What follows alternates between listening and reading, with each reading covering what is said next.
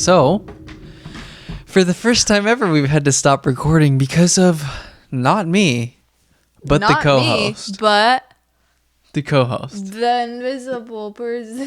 So, there's a first for everything, guys. And we were running it really good. Like, the intro was amazing. Really good stuff. We were running it so good. Okay, no, let's solid. just talk about what we were talking about. We were giving our pop culture references. We are talking about our show that we're currently watching. Well, we just finished yesterday, which was The Perfect Match, which is not sitting to my left. It's a Netflix television show about, it's a reality TV show, of course. I think people know because it's like number 2 on trending on Netflix. So well, I think I'm we not have to going to give give like the background of it, but all I'm going to say is I watched all the episodes with Kellan. He fought every single one. He's like, I don't want to watch this. Can we just turn something else off? This is so stupid. I'm losing brain cells. Everything you could think of. So then, what do I do? Not true. I was into it. Oh, I got not invested. True? I got invested. Every episode. And then our friend Shane goes. And Kellan's like, champ. I'm not watching a second more of this show.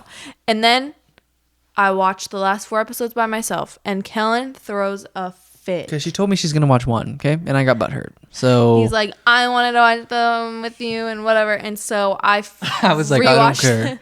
Go ahead. And then she ends up going for it. I was he like, said he didn't care. and then she ended up rewatching it last night. So she got about 8 hours of Perfect Match in yesterday. But we skipped through all the stuff that was needless. Like we only like Shane, so we like other people too. But Shane's our favorite. No, we don't. We literally like no other people on that show. Like Georgia.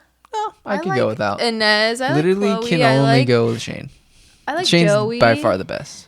I can go without every single one of them. Okay, every single one of those people could go without. Kellan's obsessed with Shane. He has a man crush on Shane. I don't. He's just so funny. We said we would be friends with him. We want to be friends with him. 100%. I think 89% of the population would. Because the other, like 11, might think he's a little... Do the head thing.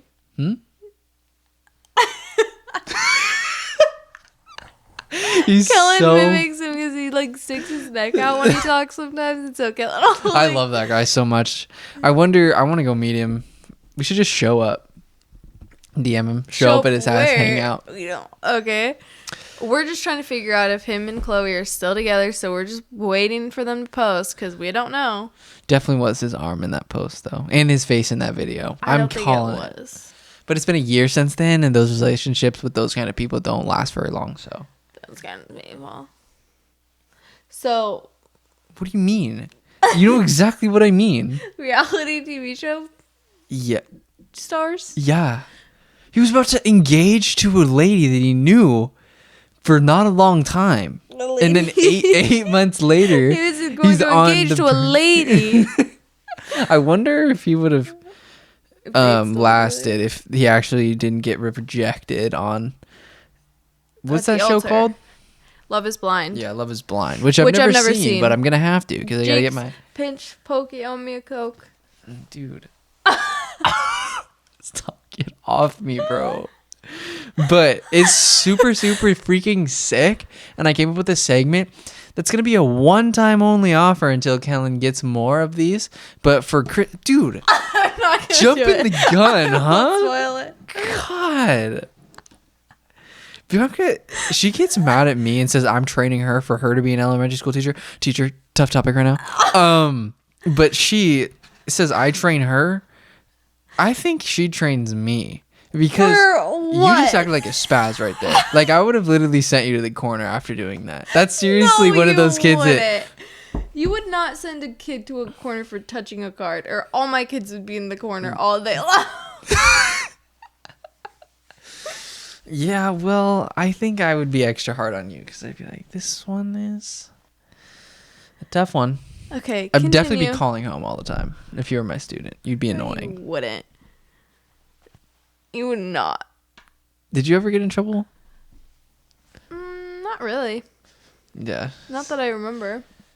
Little goody two Oh, shoes. there was one time I was playing with Play-Doh, and I think it got like in someone else's class, and it like got stuck on the floor. And Play-Doh's like hard to get off of a carpet, you know. like, you know, those like elementary school carpets. Mm-hmm. And so the teacher complained to our teacher, and she had us write a letter and apologize and go clean it off the floor, like go try to like scrape it up. Whoa. Because the That's teacher not was even kind in of trouble. hardcore. So That is in trouble. that's not in trouble. In I trouble's had going to the principal's office. apologize and clean up Play-Doh in the 5th grade. No, maybe younger than that actually, but still. No, probably like 3rd grade. Yeah. Well, this is a UFC podcast, and we're gonna get into this. You asked. Yeah. You're mistake. But like I was talking about, we have this segment that is going to come about. It's called a lock upset. Lots of rustling. I was waiting for you to say. Tons of rustling around. You're proving my point as we're speaking. Can we just sit still and listen to the teacher? Okay. I'm wearing a lot of hats right now. There you go. It's a bad saying amongst the teaching community. Gets on a lot of people. Is it not? No. Oh, well, I said it yesterday. And your mom doesn't like that saying, and I was saying a lot of teachers say that Oh. because they do wear a lot of hats. So they it's a have popular lots of jobs. saying amongst the teacher community. Kinda. Yeah, I'd say. So Go you're ahead. wearing one hat, and that's teaching kids how to do stuff. So much more goes into it, but okay. Continue. Okay. I'll make a list right now of I'll all let the my hats child I wear. over here draw on our whiteboard. I'm just gonna write a list of all the hats I wear. Okay. Okay, Yeah, do it. it's a joke. Yeah. Okay, continue. Show them. Let's get into the segment. This segment, but it's gonna ruin our. Okay, actually, you know what? Screw it. UFC 285 this weekend, biggest card, probably. Like, it has some of the sickest fights of the year that we've seen, and I guess we'll just jump right into this because I got some UFC cards for Christmas, and this will be a one and done type of segment until I get more.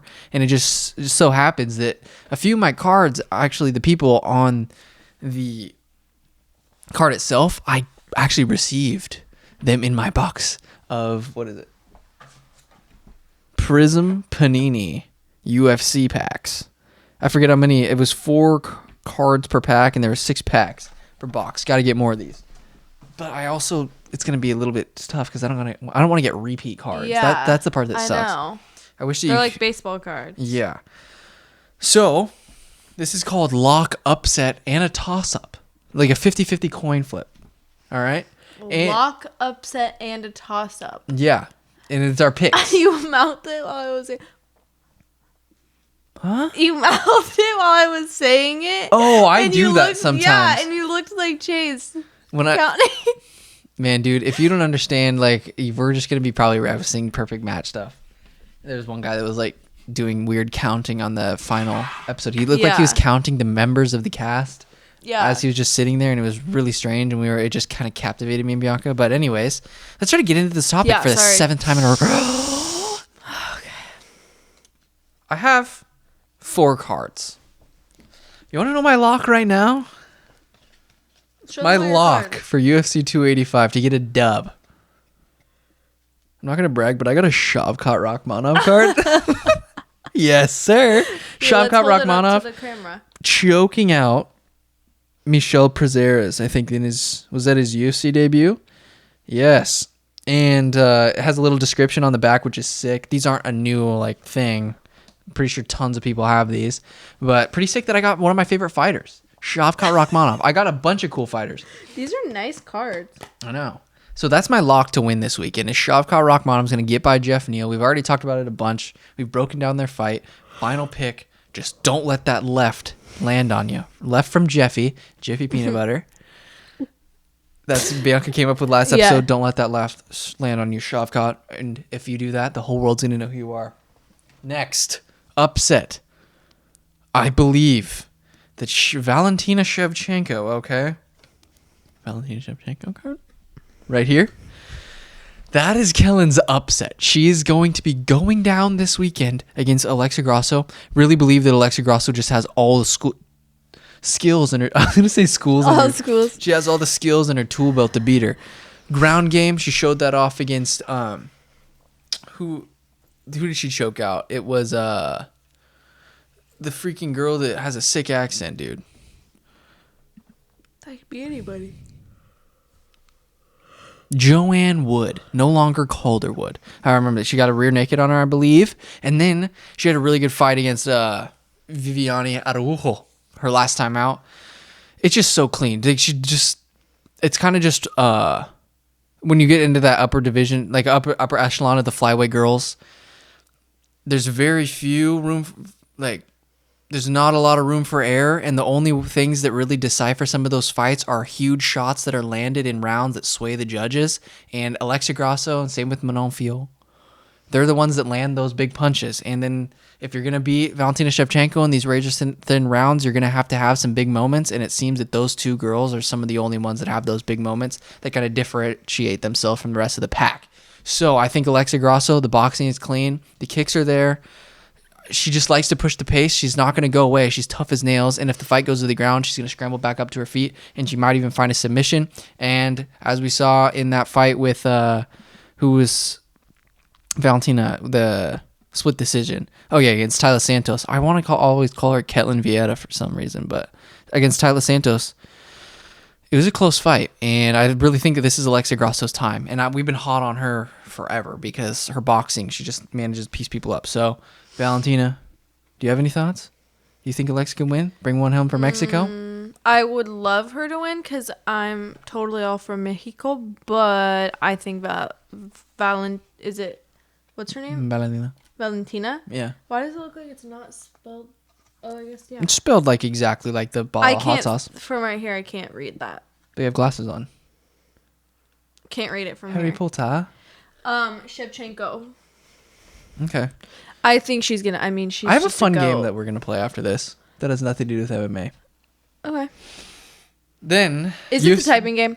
No. Why would we do? Me and Bianca were taking typing tests yesterday because we absolutely suck. We're like, there's like typing courses you could do to like check your speed, but like we were trying to like not look at the keyboard while doing it, and we literally spent like a solid. And we 30 cleaned the minutes Algerino game studio yesterday, and there was paper towels. So when Bianca was typing, I'd lay a paper towel over it. So I couldn't see. Flipping it up and off, but it's good practice. Like I need to because I'm about tapped out at 40 words per minute with 93% accuracy. That's pretty good. I was like 41 with like 97%. I feel like you type better than me though. Yeah, I do. I think you do too. Barely.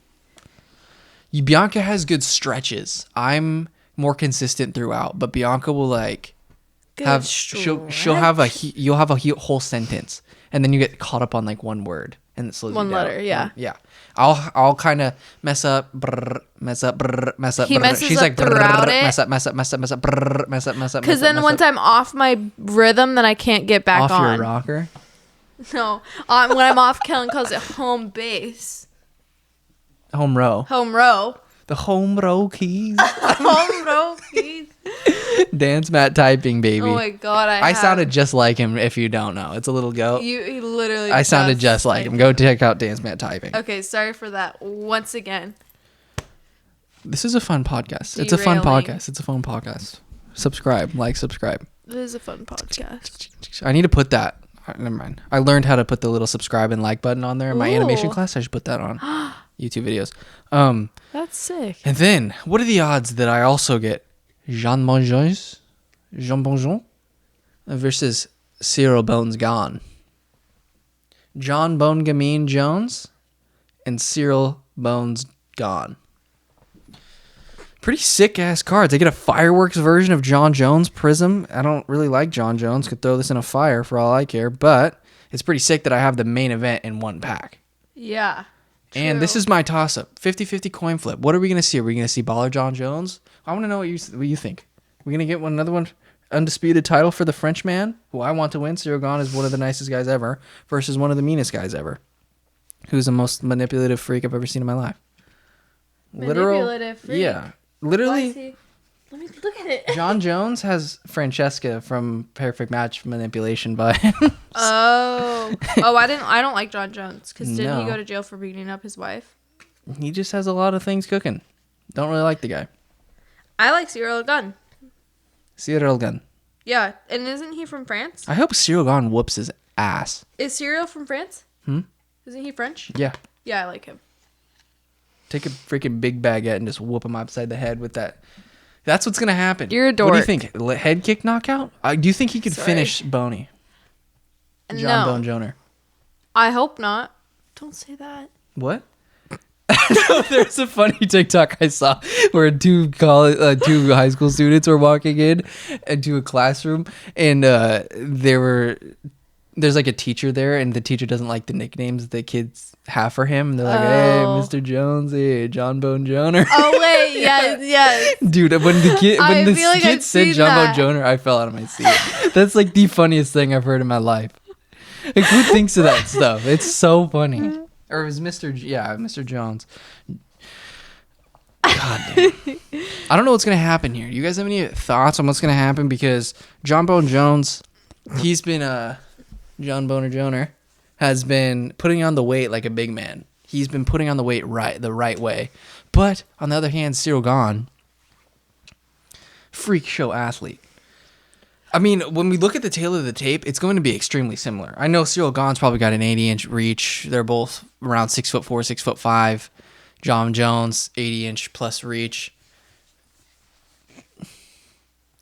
You're not going to out kickbox Cyril Gane. I know that for a fact.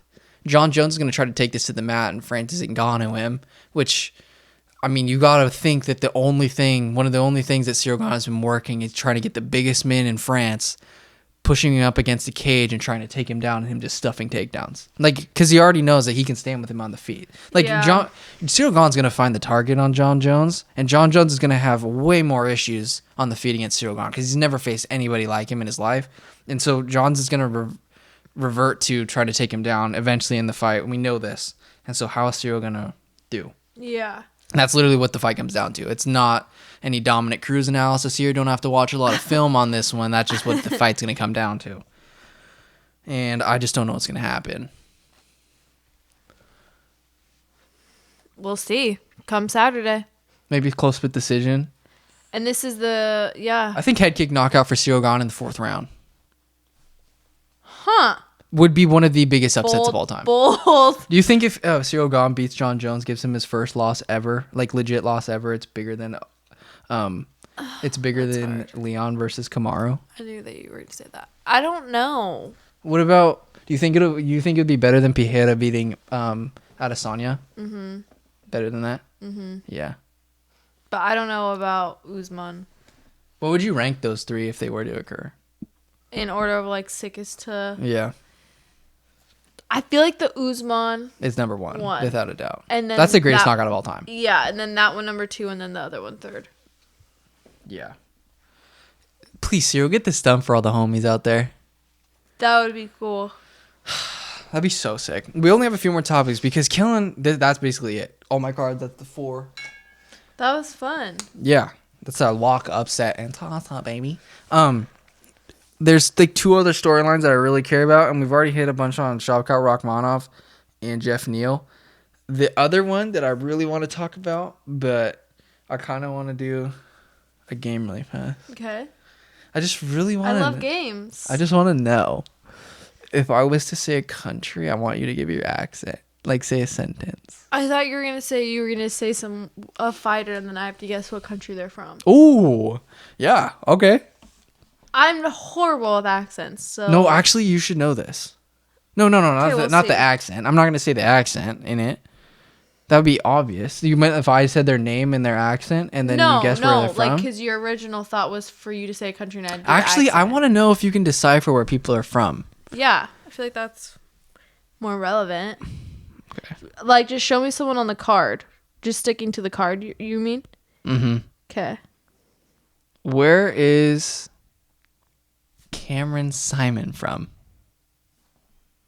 I can see the flag, but I don't know what flag that is. You don't even know the flag, so it'd be funny if I got clips of them talking and then you have to figure it out. Scotland? Let's see if you're right. Definitely not right. No. He is from... I'm pretty sure he's from South Africa. Yeah, that's the flag. Oh. Pretty sick flag. That's cool. Yeah, so we talk school. We know that. this. He talks like you're dreaming. I guess this is kind of a testament to see if I know my flags. Do you know where Michal Gamrot is from? Georgia? No. a good guess. Michal, Gamrot. Stripper. Think Somewhere. stripper. What do strippers use? Oh, Poland. Yeah, he's Polish. Oh, I didn't know that. Where's Farid Basharat from? Farid. Basharat. Show me their flag. Ooh, that's tough.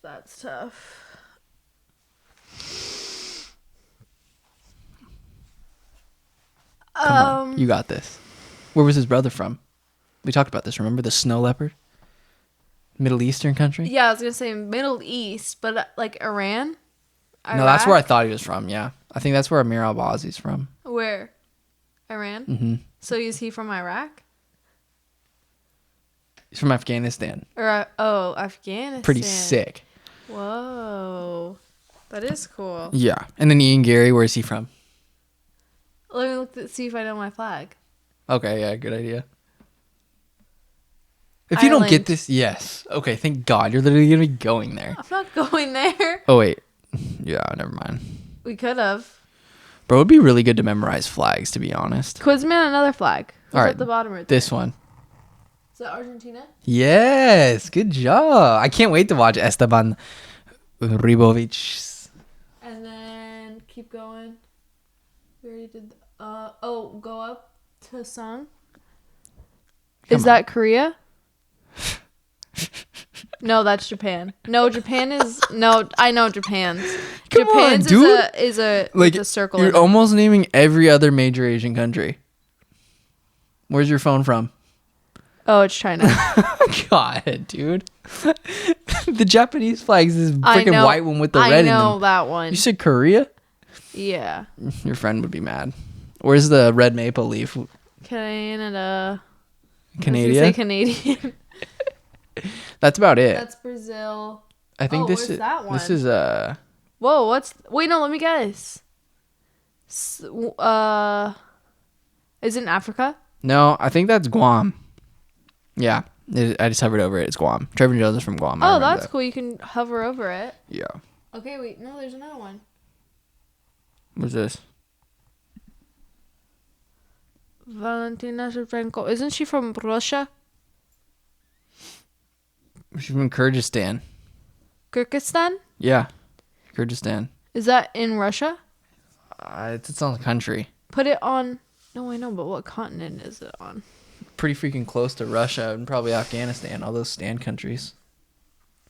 Yeah, I'd say. This is boring. Yeah, we'll just keep going. At first, well, I don't know where a lot of those people were from. I didn't know that, though. That's cool. Yeah. It's going to be an interesting card, but there's only like two things that really matter on here. And let's be real here. All right? And then speaking of Polish fighters, to end something off. This is a quick episode, all right? We've talked about literally nothing so far. So, let's talk about the the card. one fight that is absolutely sickening is our boy Farid Basharat versus Damon Blackshear. And Kellan did not have a lot of time to prepare for this episode, but that does not mean he's not well versed in his Basharat brothers' skills, all right? And I had to go back and watch Damon Blackshear in his fight against Youssef Salal. And Damon Blackshear, pretty freaking good. And you know what I'm going to tell you right now? This is going to be one of the best fights on the card for the first 10 minutes. Maybe even just a first round. Because Damon Blackshear is going to come in there, and if Farid Basharat's not careful, he could get caught in a submission. Because after watching Blackshear fight, it's really evident that he has really good transitions. He can find submissions, and he also has pretty good stand-up as well. And he just seems really strong in those early rounds. But this is the hot take, baby. Not even a hot take. We know this. We know the Basharat brothers can absolutely grind. They're like so good. I think Farid Basharat is going to burst onto the scene in this. This is his UFC debut. He's not going to squander this opportunity, okay? I rewatched his Contender Series fight against Belgoso or whoever he was fighting. Was that one guy's name? Let me check. He was pretty good. Yeah. Oh, Belgoso. And what I love about Farid Basharat, his brother, Javid. A little bit more finesse, really good striker, but they are similar. I honestly think Farid Basharat's a little bit more aggressive, and he's definitely he got more of that mauler in him. He is super good. Like on the feet, obviously he emulate his brother. He does what his brother does. Switches stances really well. Pretty light on his feet. Hella good jab. Can work your body really well. There was one exchange in the Bagoso fight where Bagoso didn't know what was coming. He went high with a jab, I think, and then Bagoso kind of shelled up, and then he just started ripping the body. But also what I love about Farid is his kicks, dude. Like when he switches stances, it's so weird because you never know where they're coming from, because he'll like kind of switch stances and then throw his lead, but then all of a sudden like he could throw a jab and then follow that right back up with a like a rear leg head kick, and it's just like a continuous onslaught, and it just seems like he's kind of reminiscent in that fight of Aaron Blanchfield in their most recent fight, because whenever he gets on top of you, he's just constantly looking for a finish, and he's trying to find your back, or he's throwing elbows. Like the biggest takeaway from his fight is this: there's not a lot of like stale or like no movements. Like there's not, everything he does is like for a purpose, and he's just trying to get his opponent out of there. And I love the brothers because they're both they'll kind of like, bro, let's go. Like if they can tell that you're kind of scared or something, they'll kind of start smack talking, and they kind of just have like, both of them just have the total package. And the elbows that he throws from up to like when he's in kind of like freaking, when he's just on top of you, he's not even in like full mount, but he just kind of does that weird like jumping motion into you, like if he's still inside of your guard, and then he'll just find ways to slice you open. But I just think it's going to be a really good fight. People are probably sleeping on this one because Damon Blackshear, he's kind of like an imposing dude in there for the first few rounds, but Zalal broke him in that third round, and by the end of it was throwing ground and pound. And I just think Zalal is really good, but I think Farid's better. If Farid breaks Damon Blackshear down by the end of that second round, which I think he is going, I think that's his path to victory, is just outclass him, fight IQ him. It's gonna be a really impressive performance for Farid, because this is not a good, like, because sometimes when guys get into the UFC on their UFC debut, it's kind of a walk in the park. This is not a walk in the park by any stretch of the imagination. So props to him for taking this fight. He's trying to prove a point here, and I just really think that everything he does is smooth, and him and his brother both have the makings to be top 5 guys in the world. And at some point, they're going to be absolutely cracking and starching that division really soon here, because what is that? Javid has 3 fights in the UFC, Gravely. He has dude, I don't even fucking know. It doesn't even matter. But wait, no, okay, we got to name this right now. He's got Tony Gravely. He's got Trevin 5-Star Jones, who's going to be fighting Cody Garbrandt on this. And then he also has Mateusz Mondolch. We got it.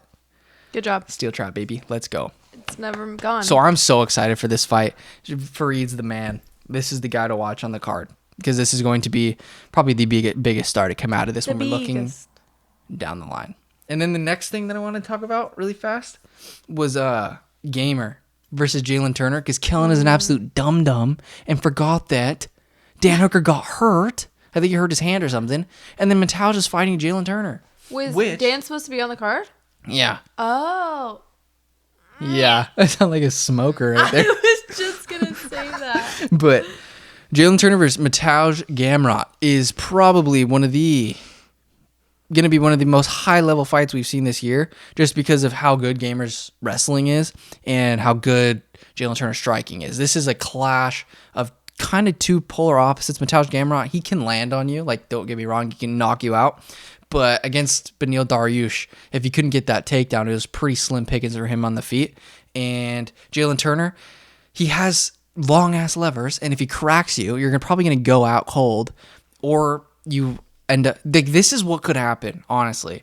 Like, Jalen Turner, if Mateusz is not careful, we could see a Brad Riddell situation right all over again, because Jalen Turner could crack you, Mateusz could get nervous, shoot right into a guillotine. But I just don't see that happening, just because Mateusz is too strong. But the thing what I was thinking with this fight is when I was looking at the rankings, because I'm trying to think what's best for our boy, the future champion, Arman Tsarukyan. And in a way, this fight is almost better than the Dan Hooker fight, just because, like, you get a better gauge of how good Jalen Turner is. And so what I'm thinking is, even though it doesn't do much, but it can go a long way in terms of if Jalen Turner gets this dub over Michal Gamrot, you can basically give Jalen Turner to Arman Tsarukyan. And even though they're not going to be, well, actually, I'll take that back because Michal is number 7. Okay, never mind. No, I was just thinking that maybe Jalen Turner and Arman Tsarukyan fighting two of them that close doesn't make a lot of sense.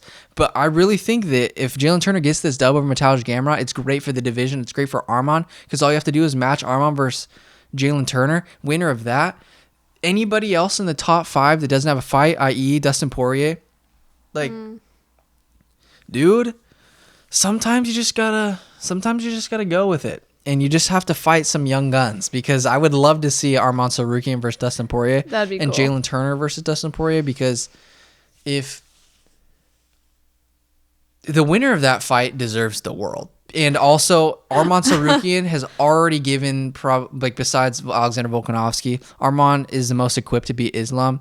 And I think that a lot of guys know this. They're nervous about it. But Dustin, you earned that shot. Dustin Poirier, you can't be looking down on these guys. Anybody else in the top 5, you can't say, oh, they don't have the star power. Because I guarantee you, after this night, if Jalen Turner does an impressive finish over one of the scariest wrestlers in the entire division, he's going to have some serious star power. And I think it's probably going to sway a lot of the eyes of the guys in the top 5 because some of them don't really want to fight. Because Beneil Dariush, he is fighting Charles. Michael obviously fighting Connor probably. Justin Gaethje's fighting Fiziev. Dustin Poirier is the only guy that doesn't have a fight. And Arman Tsarukyan just going to be sitting there. And I know the best way to stay relevant in people's minds is to stay active. And Arman Tsarukyan's young, which he has time on his side. But at the same time, it's like UFC's got to do something with it. I don't want to see Arman Tsarukyan, one of your best contenders, sit on the shelf just because there's not a lot going on in that division. He's already cleaned out everybody below him. Jalen Turner has to get this dub. And also, I'm not going to be opposed to maybe a Michal Gamrot versus Arman Tsarukyan rematch just because of how close that fight was, and I thought it would have went the other way. So I was just thinking that maybe it's not that far out of the realm of possibility that the winner of Jalen Turner versus Gamer gets Arman again. Very likely if Jalen Turner gets the dub, but what happens if Michal Gamrot wins? Like, it's tough because everybody else is booked up, I guess. And Michal Gamrot, what is he going to be like? He's like 33, 34, not necessarily like young. You don't want to sit out for the rest of a year. No, that's not in your prime. That's prime, yeah. I was just so gonna say that. You got to go fight Arman again, I guess, right? I don't know. I guess. Arman Tsarukyan's the man. That's the next matchup for him. And Arman, what do you do, RDA? It doesn't seem like RDA wants to fight at 155 anymore, because you got that dub over Brian Barberena at 170. I don't know. Yeah, I think that's what you got to do. Gamer Turner. Get Tsarukyan. Last thing, dude. Last thing that really matters.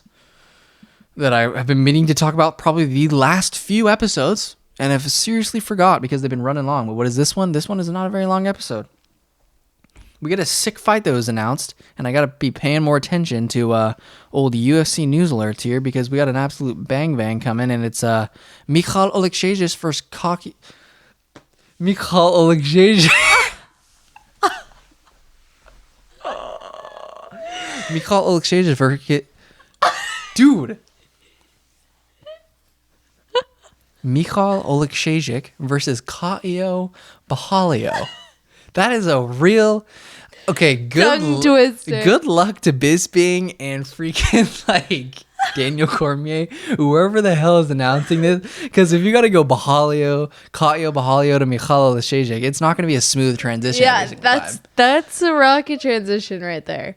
Oh, God. But the sick part about this fight is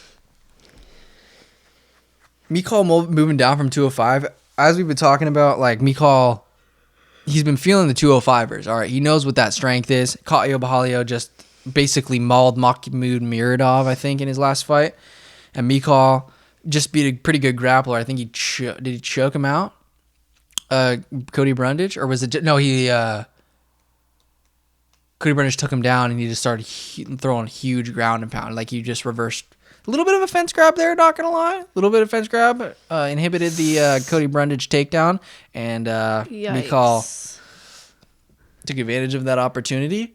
Who cares? Because his boxing is so sick and he pushes the pace. And I really think that whoever wins this fight is going to solidify themselves as one of the next best UFC 185-pound contenders, just because Caio, he could be the Andre Muniz, that he could be like the next strangler of that division that people are scared of fighting. But I really think that Michal Oleksiejczuk can get this done, just because Caio does not have it on the feet to hang with. Not a lot of guys have the skills to hang with Michal Oleksiejczuk's boxing, and if Michal can just stuff a takedown, find a way to just stay out of being just don't stay on your back. Just like continue to scramble, bro, and just because if you can find your way up to your feet, he's gonna find the target. He goes all Jamie Malarkey on you, and he rips the body, and he just continues to pepper your noggin. And his head movement is so good. He's not afraid to close the distance. He just cannot get too lackadaisical. Like if he starts landing shots, he cannot get too comfortable because Caio's gonna shoot. He's gonna pin him on the ground, and that's the one thing that I'm worried about. Michal is that Cody Brundage took him down. Cody Brundage is a good wrestler, but if a guy like Caio gets a hold of you, he could nullify rounds. Like you could be down 2-0 going to the third round, and like it could go 30-27 easily in Caio's favor. So if Michal can find a way, dude, to keep that sucker standing, good luck with the rest of the division. And there's no reason why I don't think he can. He's felt the Dustin Jacobys of the world. He's felt these big guys. And so all it takes is one from Michal. And he fought Modestas Bukauskas too, who looked like an absolute killer. Didn't he fight? Yeah. And I just am a big fan. I really think that he's got the stand-up to hang with the best of them. And he's just such a pure boxer. I just love the way he fights. So that's the matchup that I'm looking forward to most. I don't know when it's going to be, but that's what I really wanted to get off my chest because I've been meaning to talk about him forever. And I just been ending the episodes because they've been running long, you know? I'm happy I finally did that. All right. I think that kind of wraps it up. Oh, last thing. Want to make some money on here? Kellan doesn't usually do this, but I think Cameron Simon is a minus 300 and Mana Martinez is a plus 250. I think I saw on ESPN.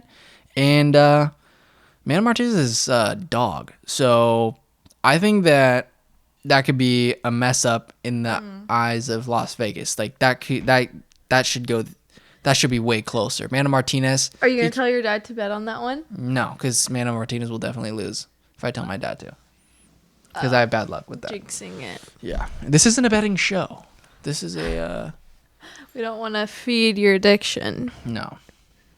But betting bad. Especially when you're betting... I'm surprised you're not into betting. I know a lot of guys that sports bet. What did guy... Was 117,000 on old Andre Muniz? Yeah. Yikers. 117,000. And his payout was like 180. Like it wasn't a whole lot. I think. No, dude. They literally they'll bet six figures to get 20,000 back. Yeah, it's like not worth it. What are you doing? To me, at least, that doesn't make any sense. Bo Nickal's a minus 1,600 favorite. That's crazy. Well, let's look at this. Cody Garbrandt's only at minus 180. So he's minus 1,600. Jimmy Pickett doesn't. Insane. We didn't even talk about Bo Nickal. Oh yeah, mine is a plus 240. I think that's probably one of the more realistic things that you could see. I would not put it past Damon Blackshear though. If you're a really betting man, I was impressed what I saw in round 1 and 2 of Damon Blackshear. So that's it for today's episode. Thank you guys so much for putting up with me. And we would have been done sooner, but Bianca, she wasn't ready. Like, she ruined a completely awesome intro from Kellan. Oh my god. I'm kidding. Oh my god. I'm gonna beat you. Another 40-minute banger from All Gear No Game. Yeah, 40 minutes. That's all you need of us. Approaching 200 episodes. What dedication. Oh my god, we should do something crazy for our 200th episode. Yeah. Let's have like 200. Let's crack open those little bottles that I got. The little liquor bottles. We'll do like a 200 nugget eating challenge. You want chicken nuggets right now, don't you? No. Oh my god, I hate you. I wouldn't mind them. Well, yeah, because you didn't get a Dutch baby. Oh. I'm sorry. You need to go eat dinner. Yeah. Thanks, guys. 285 is going to be a bang bang. new champ coming in. Shavkat Rakhmonov coming in. Go check out the clips if you haven't watched any. Thanks for listening to us. We'll talk to you guys next week. Later.